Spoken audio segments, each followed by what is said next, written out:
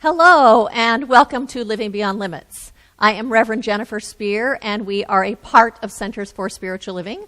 I'm so glad that you've joined us here today for our online service. And so normally when we meet together for a Sunday service, together, one of the first things that we do is say good morning to each other. And what really happens is that just turns into a love fest of people getting to experience that connection and open-heartedness that we have with each other. And so what I invite you to do right now, since we aren't together in person, is to close your eyes for a moment and in your mind's eye to hold the vision of some of those people that you sit near on a Sunday morning. And if you don't attend, to hold in your mind's eye some people in this world that you love and care about. And as you see those people in your mind's eye, to send them some love. And to see them wrapped in that love, to see them standing in their own wholeness, in their own authentic power. And to know that as you are doing that, you are actually sending them a blessing, because we are all connected energetically to each other. And to also know that the chances are very high that as someone else is watching this video, that they are actually doing the same thing for you, sending you a blessing. And how wonderful it is to get to participate in that. And so we will begin our service this morning with an evocation, evoking an awareness of the presence of God that is always right where we are. So evoking in our awareness the presence of the divine. And our practitioner, Ray Bunch, is going to come forward and do that. And he will be followed by our new favorite reader, Colleen Lynn, who will be doing a reading for us. And so I invite you just to begin to settle into yourself, that place within you of silence and of stillness, the part of you that is not affected by the outside world, but that is just the core of your own beingness. Just to rest there for a moment.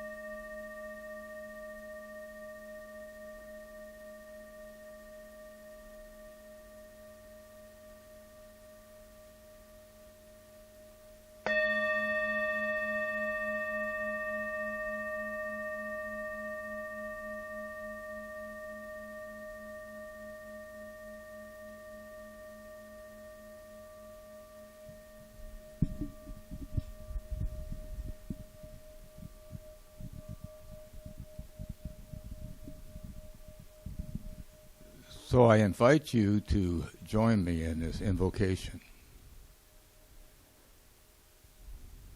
Just stop whatever you've been doing, whatever you're thinking, whatever's going on in your life,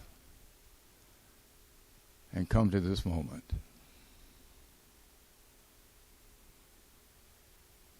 Allow yourself to feel the support of the earth, to be connected to this very sacred spot that we're at right now.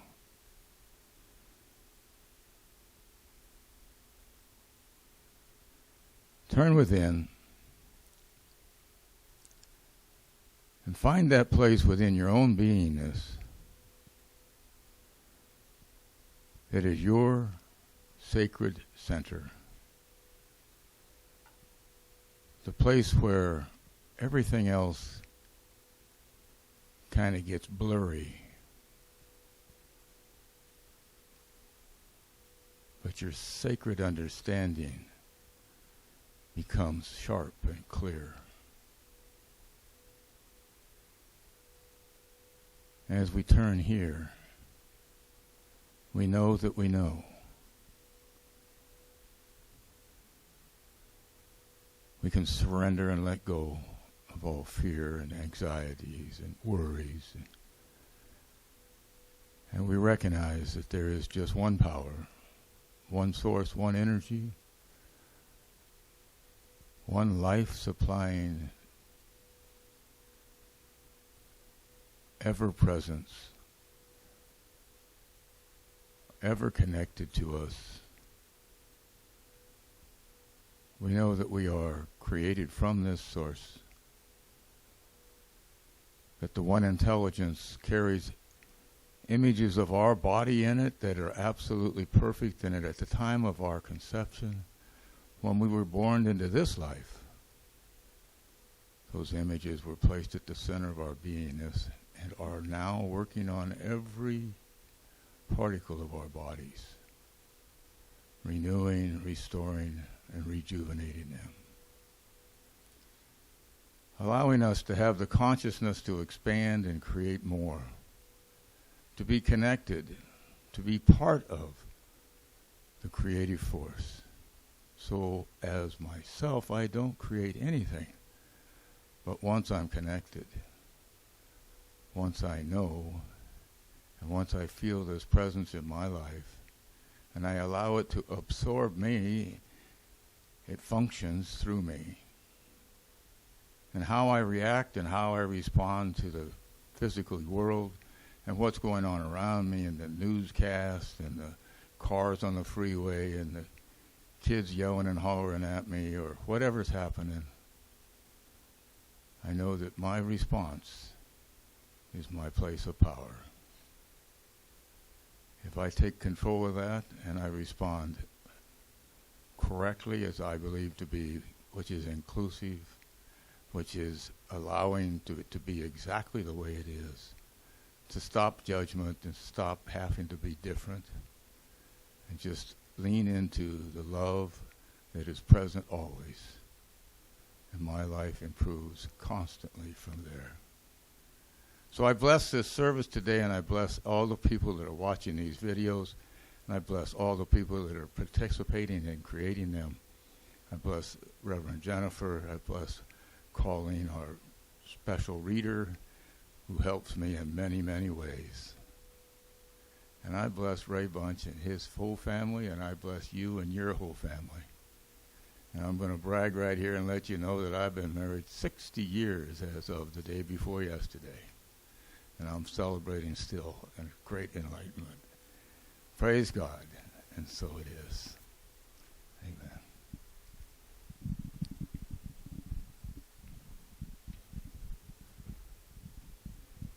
Thank you, Ray, and congratulations.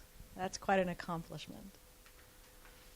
My reading today is a combined writing about two prominent women, bringers of love and justice, who followed their paths, and indeed paths that led them to live their lives with purpose. Do you think when Mother Teresa was caring for a sick person, she asked, "What religion are you?" Or, "What political party are you affiliated with?"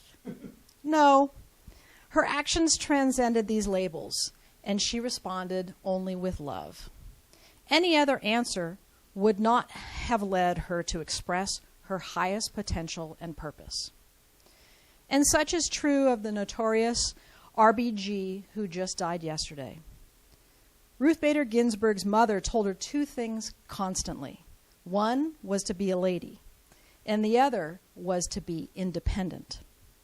The study of law was unusual for women of her generation.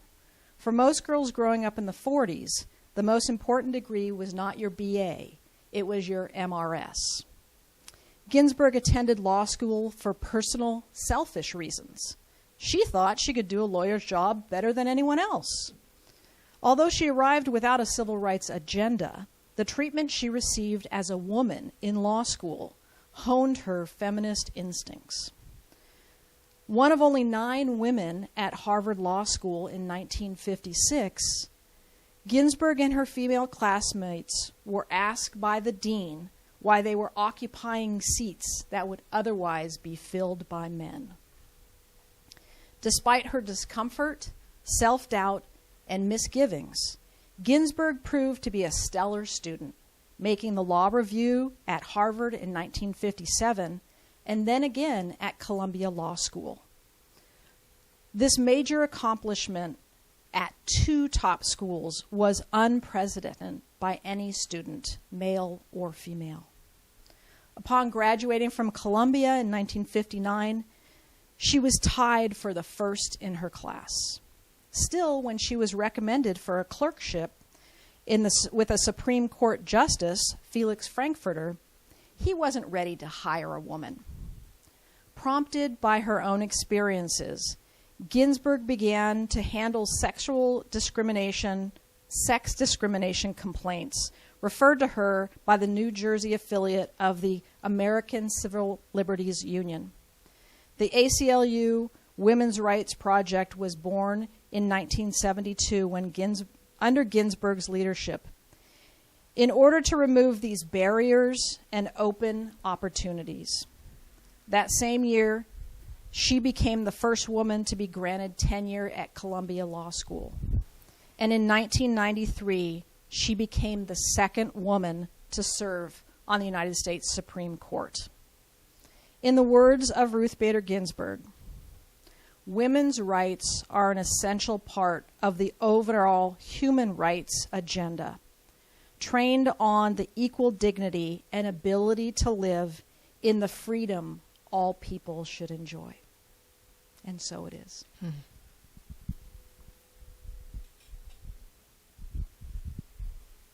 Thank you so much, Colleen. And so I would like to share with you now our mission statement. And so if you know it, you can join me in saying it. If you don't, I just invite you to take this in. We are a sanctuary where people can discover and reveal the presence of God within their own being and experience their oneness with all life. Through the realization of this inner presence of love and peace, we give way to the evolutionary impulse of the divine and become a beneficial presence in the world. And that's really what we're up to here at Living Beyond Limits, is we are giving ourselves the opportunity to discover our own spirits, to discover the divine that lives within us, that when we discover that, it urges us and compels us to actually be a beneficial presence in the world. Once we discover our own spirituality and that presence that lives within us, we don't have to make a conscious choice to be a beneficial presence. It's just where we come from and what we move into automatically. And what also happens is, as we discover that all of those qualities of the divine are innate to our beingness, that the peace and the love and the wholeness and the power of the divine live within us, then we don't need the outside world to reflect that to us. We come to the world standing in and as those qualities and bring, say, love or peace into the world where it's needed. That's how we act as a beneficial presence in this world. And so I thank every single one of you for answering the call of your own spirit to be walking this path, the call of the divine within you to be bringing your spirit and your good and your love and kindness and all of those qualities into this world that makes such a difference in this world. So thank you for that. And so I love those readings that Colleen did this morning about 2 women living with great purpose. And so have you discovered what your purpose is? Have you discovered your purpose in this life? You know, maybe your purpose is to be a teacher and to help children discover and give way to and develop their own innate potential to be able to bring that into the world. Or maybe your purpose in this lifetime is to be a parent and to raise children who are conscious and who are independent, who are caring, so that then when they become adults, they can bring greater good into this world. Or maybe your purpose in life is to fix computers so that people can actually be more successful in their schooling or in their work.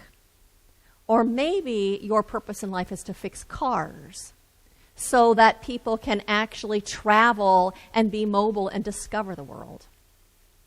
I know that when I was in ministerial school, many of the students were wrestling with, why am I doing this ministerial school and why do I want to become a minister? And I never did that wrestling. But I do remember while I was in ministerial school one time, sitting in meditation and hearing the words inside of me, "For this I was born." And so I'm very clear that ministry is part of my purpose in living this life. You know, as spiritual beings, it's really important to us to contribute, to make a positive impact in this world, to make a difference in this lifetime. We need to contribute. We need to live with a sense of purpose, with purpose in our daily lives, because it's as we live with purpose that we make that positive impact in the world, that we make a difference, that we fill that need that we have within us. But the problem is sometimes we aren't clear on what our purpose is. We're not clear about what it actually is. It's rather elusive. But sometimes we are clear about what our purpose is, and then things change. Life changes. You know, our kids grow up and move out of the house, so our parenting is over, or we reach retirement age, and then we are no longer working. Say if you're a teacher, you're no longer teaching if that was what your sense of purpose was. Or maybe it's just something like encountering this pandemic, where they're telling us we should stay home as much as we can and that we should keep a distance from other people. Maybe because of this pandemic, the place that you volunteer has been closed, and therefore you don't have that avenue to express a sense of purpose. Or maybe you're just waiting for that avenue to show up at your front door, and then once it shows up, you'll be able to discover that that's actually the thing that's been calling you. Maybe you're just overthinking the whole entire thing because you think your purpose has to be something really big, like Mother Teresa or Ruth Bader Ginsburg. This week, in doing research about purpose, living with a sense of purpose, and what is our purpose of being here on this earth, one of the things that I was reading about was Hinduism. So the Hindu religion teaches that when we incarnate in these bodies, that we then hold a debt to other human beings. We hold a debt to those people that raise us, and the people that teach us, and the people that assist us. But not only do we hold a debt to those people, but we actually hold a debt to all people. We hold a debt to all living things on this planet. And we repay that debt by treating other people with respect and with kindness. We repay that debt by offering goodwill and by offering food and any other thing that is helpful and appropriate. And so Rumi said, be a lamp or a lifeboat or a ladder. Help someone's soul heal. You know, every single time we act as a lamp or a lifeboat or a ladder or help someone's soul heal, we are living with purpose. And we are living on a purpose. And so the title of my talk today is Here I Am. And what I'm actually talking about is we, every single one of us, have the opportunity every single day, no matter where we are, no matter what we are doing, to live with purpose and to be on purpose, regardless of where we are or what we're doing. The person in prison has the opportunity to live with purpose. The person who is working from home has the opportunity to live with purpose. The person who is retired still has the opportunity every single day to live with purpose. And so in the book, Questions and Answers on the Science of Mind by Ernest Holmes and Alberta Smith, it says, your desire to express the divine purpose of your individual being is but the innate urge of the great self pushing forward into your consciousness. In this way, it calls your attention, your mind, into cooperating with it. that stuff that we feel passionate about, the stuff that feels like a sense of purpose in our lives, is none other than that divine presence calling to us, expressing itself in us and through us and as us. It is our participation in giving way to something greater in this world. When we listen to our hearts, when we listen to our passion, when we listen to the thing that makes us feel alive and that makes us feel fulfilled, then we are living our own unique purpose and giving way to that purpose. That purpose is the purpose of that Most High God. And that is the way that we give way to it in this world. In us, through us, and as us. And so I read a story this week that I'd like to share with you from the book Create Your Legacy. It's a true story. It says, a huge and unexpected result may materialize from a tiny act of generosity. One afternoon in 2004, Salman Khan, a high-level investment analyst, was asked by a cousin living in a distant U.S. state to help her with her math homework. Salman was the right family member to ask. He graduated at the top of his class as a math major from MIT and finished his business degree from Harvard Business School. To help his cousin, Salman answered her questions by posting a series of short tutorials on the internet. Subsequently, she and several of her friends watched the tutorials and easily mastered the math concepts they formerly didn't grasp. Gradually, the number of hits on Salman's YouTube tutorials grew exponentially to more than 100,000 hits a month. Students have been supplementing their knowledge and understanding with Salman's clear, precise, brief, repeatable, and in-depth explanations. Interestingly enough, Salman Khan didn't dream up this project as a way of making money, but simply as a way of helping a family member and her friends understand the concepts of their schoolwork. A perfect illustration of plain generosity that flourishes naturally to fill a need. Gradually, the 10-minute online tutorials became self-supporting via ads that appeared on the screen, from which Salman derived a percentage. He enjoyed the online teaching so much that he decided to resign from his job as an investment analyst. Khan devotes his time to researching new subjects for the expanding repertoire of academic subjects that are being avidly watched by thousands of people worldwide, at home, in classrooms, and at community centers in tiny villages.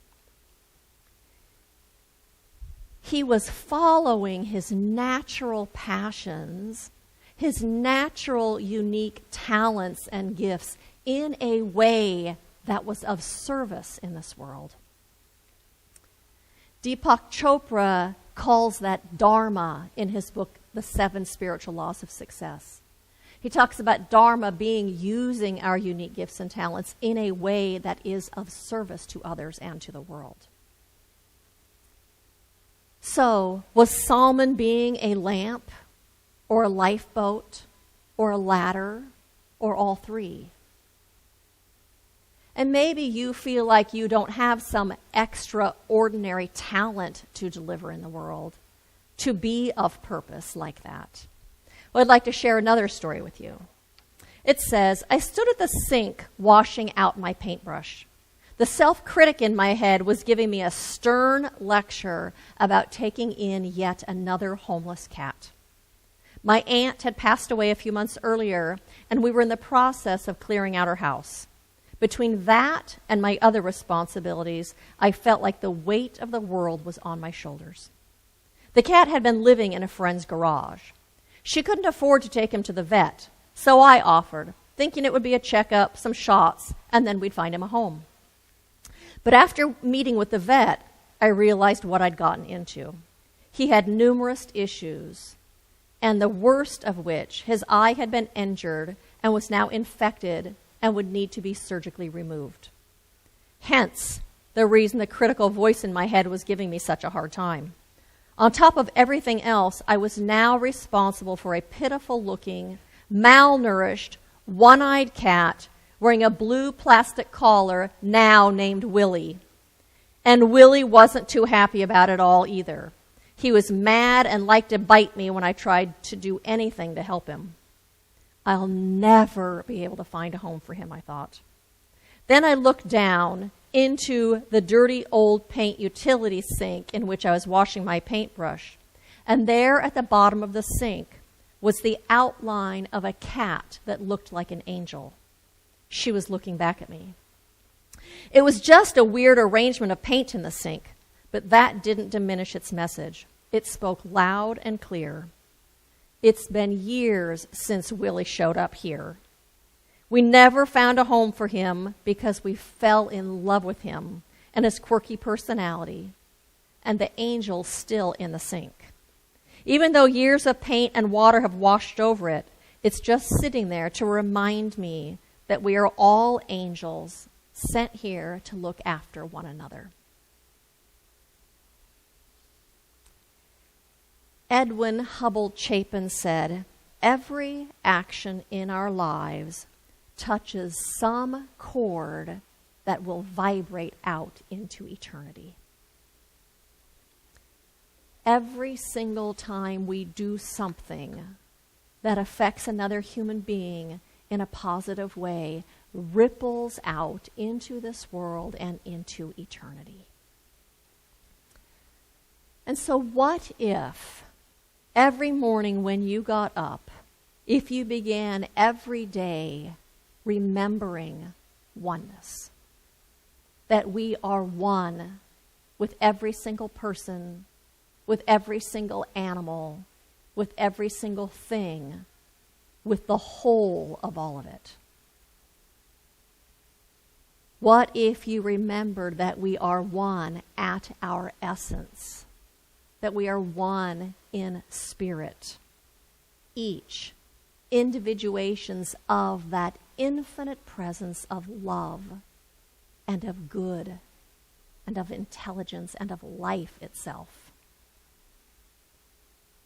Remembering that truth of oneness points us in the direction of living with purpose and living on purpose. It's kind of like a compass that points true north. Once we are facing that direction of oneness, it changes the decisions that we make. It changes our actions. It changes how we see things. It changes how we come to the world. When we are facing that true north, that truth of oneness, we are then guided by love and by caring and by generosity and by inclusion. Then we are guided by care and respect. And what if also every day you listen to your heart instead of listening to the news and instead of listening to your fear? What if you listen to your heart instead of the part of yourself that is out in the future that is worrying about what if? What if there isn't enough? Or the part of you that is caught up in the past and in your judgments and saying, yeah, but they did this and they did that. What if instead you listen to your heart? We live with purpose and we live on purpose when we listen to our hearts and when we listen to our spirits. And I know sometimes it doesn't feel very clear to us about what our purpose is, but what I've discovered really is that the way to discover what your purpose is to actually get out there and do something. It's when we actually do something and try it on that we discover if it fits or not, that we discover if it's fulfilling and satisfying or not. That's where we discover if this is ours to do. And so since we have not been meeting in person, and I realized this week, can you believe it? It's been 6 months since we have been not meeting in person. When we first quit meeting in person, I started doing Thursday evening Zoom calls because I thought it was really important that people maintain a sense of connection with each other. Because that sense of connection that we have with community is part of the reason that it's so satisfying to go to church. But I could not have known ahead of time how that Zoom meeting that it would be so rich and so satisfying for each of those people that come and participate on that Zoom meeting. I couldn't have known ahead of time that I would actually feel on purpose leading those Zoom meetings. Because the attendees on that Zoom meeting get spiritually fed, which I am very clear is part of my purpose. But I think what's even better than that is the people on that Zoom call get to be seen, and they get to be known. And they get to be seen and known and loved and cared for and cared about. And that is one of our greatest needs as human beings, is to be seen and known and accepted while we're in the midst of sharing our stuff, to be accepted and loved and cared for. And it's a platform for that to happen. And that feels like a blessing to me, just like I know that it's a blessing to everyone else, that I get to participate in that and be a catalyst for that. But I wouldn't have known that was going to happen if I hadn't actually tried it. I've read so many stories recently about people that are contributing to this world, that are making a difference, that are making a positive impact, that are being loving and kind and caring. And one of the things that I read this week was that in India, where it's a very strong class system, that for the first time ever in history, one of the things that has happened because of this pandemic and during this pandemic is people who have housekeepers are continuing to pay their housekeepers even though they're not coming and cleaning their houses. That is living with purpose. That is being on purpose and contributing to humanity and to the collective good of all of us. Every time we make a difference for someone, no matter how small it is, we are living with purpose. Every time we act with care and with generosity, we are giving way to our spirit. We are giving way to our divine essence. And as we do that, we are always on purpose. And so I have some questions for you to answer. So you might want to write these down. My first question is to ask yourself, how do I do my job with greater purpose?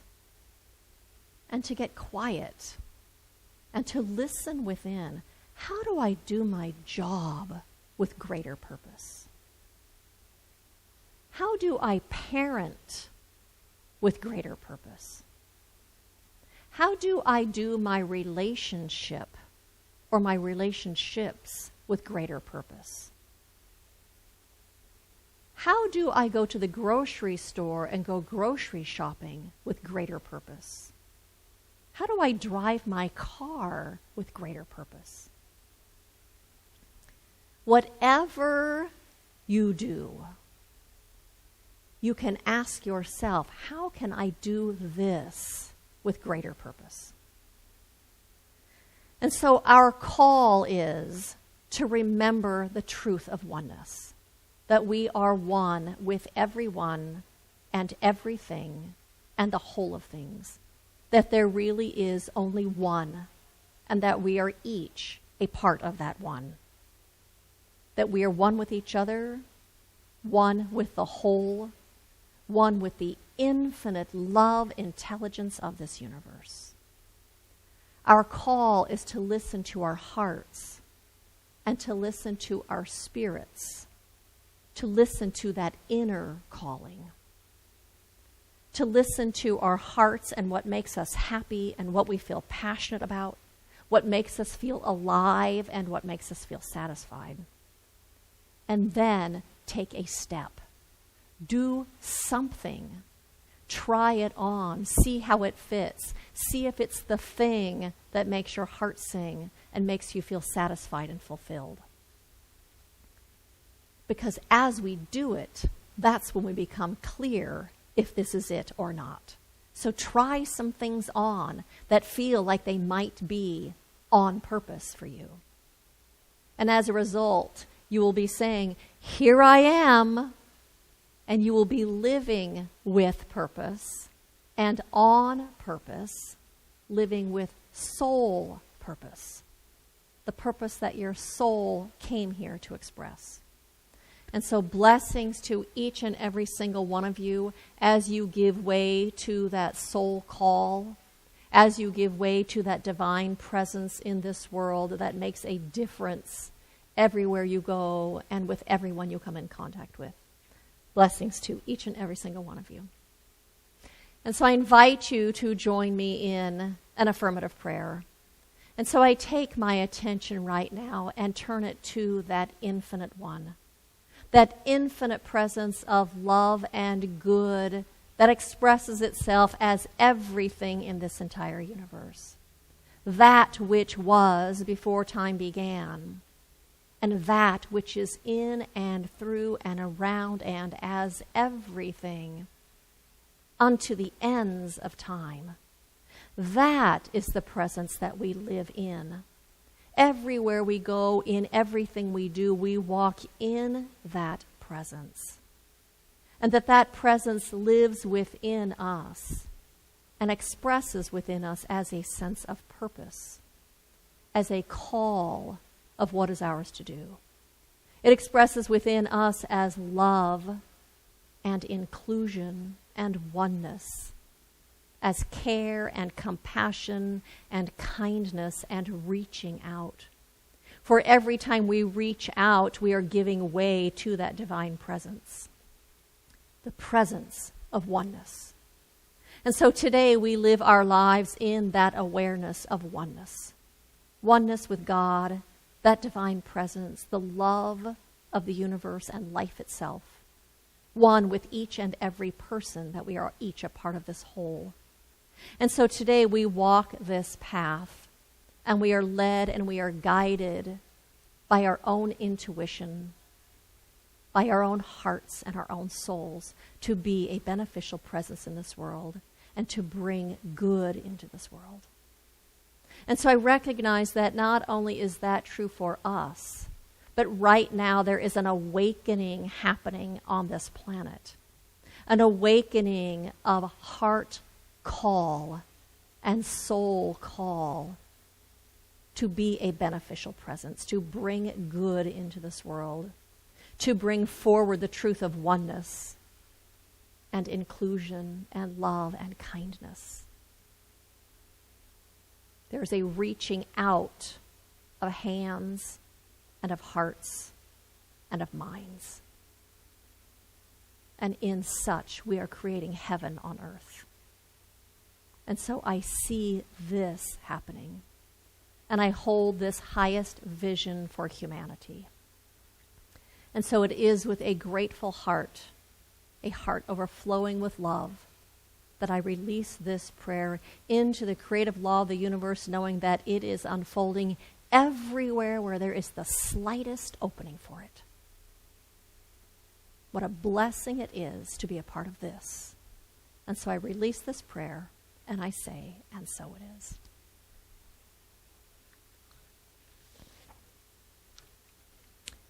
And so I have a couple of invitations for you. One is next week we are going to be having a live and in-person service again at Hartwell Park. It will be in the same place that we've been doing it. Look for your email if you haven't been there yet. We would love to have you join us. It's so nice to be able to be together in person and get to see each other and catch up with each other. So I invite you to come join us for that. It's the last Sunday of the month. We are also doing Coffee in the Park on Thursday mornings at 10:30. You are welcome to come join us for that. We're doing little bits of reading of spiritual inspiration, and people just get to sit in the shade and enjoy each other's company. So bring a chair and bring a mask and bring some coffee for yourself, and we will do that. We are also doing a Thursday evening Zoom call that I talked about, Spiritual Practice and Connection. You are invited to join us for that also. If you are not on our email list and would like to be included in those things, would like to receive those invitations and maps, please email us at livingbeyondlimitscsl@gmail.com, and we will make sure you get on that mailing list. We invite you to subscribe to our YouTube channel, which gives you a one-click to watch the videos. And we have Ministry of Prayer is still active. So if you have a prayer request and would like us to support you during the next week in prayer, you can text or email Barbara Conant or call her, or you can email me at that email address, and I will make sure to get it out to the practitioners. And last, I would just like to thank you so much for your ongoing support of Living Beyond Limits. It is enabling us to stay afloat and to pay our bills and to actually continue to pay our employees, which feels like such a blessing to me and feels like living with purpose, because we have 2 young employees who are college age, and it really helps them to be able to continue to support them while they can't work with us. So I thank you for your support, for your love, for being here, and I look forward to seeing you here in 2 weeks online, and I look forward to seeing you next week in the park. So in the next week, blessings to you, and I will see you soon. Bye.